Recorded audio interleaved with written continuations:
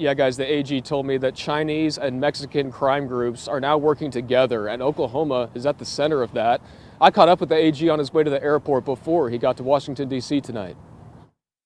There's legitimate migration. There's legitimate green card applicants. There's legitimate asylum seekers. Attorney General Drummond is not against immigrants legally coming to Oklahoma. On Wednesday, he'll testify to the U.S. House Homeland Security Committee on the impact of illegal immigration on Oklahoma's law enforcement. A very large population of Mexican cartel members and Chinese syndicated crime organization members who have found their way to Oklahoma via the Mexican border. He says one of the biggest problems, drug movement. We know with absolute certainty that the fentanyl product is coming from China into Mexico, manufactured in Mexico. In the past, we've told you on KOCO5 how the AG's office identified that some illegal medical marijuana operations can be traced back to mainland China.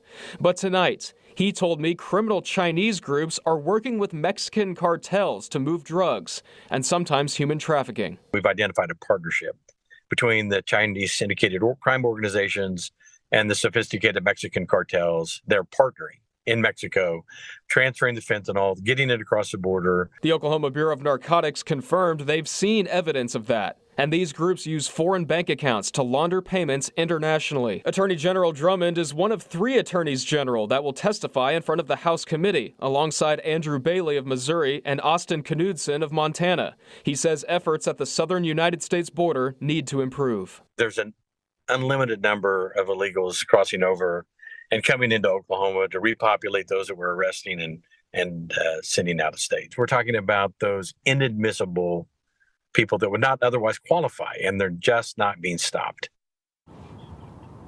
And that committee hearing will be tomorrow morning at 10 o'clock on the east coast of Washington, D.C. Now, if Secretary Mayorkas is removed, he'd be the first cabinet secretary impeached in almost 150 years.